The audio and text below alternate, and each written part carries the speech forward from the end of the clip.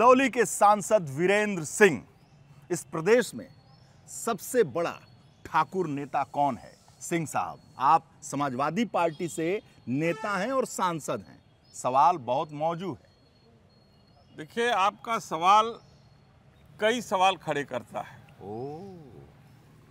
इतिहास साक्षी है इस बात का कि राजपूत समाज के बारे में जिस तरीके से एक वातावरण बनाया गया है राजनीति में, वो वातावरण कहीं न कहीं से इतिहासकारों के द्वारा रची गई साजिश का हिस्सा है। आपने देखा होगा कि चाहे चित्रपट पे चले जाइए तो ठाकुर को या तो आतताई, या तो गुंडा, या तो डकैत, या तो बलात्कारी, या तो किसी को तड़पाने वाला, यही दिखाया जाता है। लेकिन राजपूत समाज के ठाकुर को उस रूप को नहीं दिखाया जाता जिसमें आते हैं भगवान राम।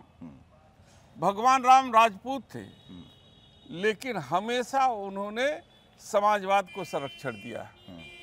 उनकी विचारधारा समाज के प्रति सोच थी, और आपने देखा कि समाज के सबसे कमजोर तबका, चाहे जंगलों में रहने वाले हो, चाहे निषाद समाज हो, चाहे भिलनी के बेर हो, चाहे तमाम ऐसे जीव जंतु हो, वो सबको साथ लेकर के गले लगा करके उन्होंने एक ऐसा समझ गया संदेश दिया। राम का तो ठेका दूसरे के पास है, कहाँ? नहीं होने दीजिए राम का, लेकिन समाज तो हमारा ही है। आपने सवाल किया है राजपूत जाति पर, और दूसरा राजपूत जाति अगर आप देखेंगे तो राजा हरिश्चंद्र, जिनकी चर्चा नहीं होती, राणा प्रताप घास की रोटी खाना स्वीकार किए और भीलों को लेकर के जो है कि अपने देश और अपने राज्य के स्वाभिमान के लिए वो लड़ाई जो है लड़े थे।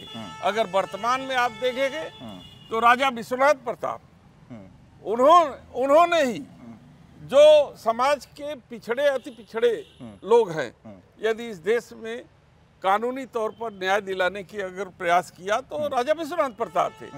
ये आजकल के बंदूक और जो है कि कट्टा लेकर के घूमने वाले लोगों को, जो छिनैती डकैती करके अपना साम्राज्य दिखाना चाहते हैं, आप इनको राजपूत नेता मानेंगे तो कैसे चलेगा?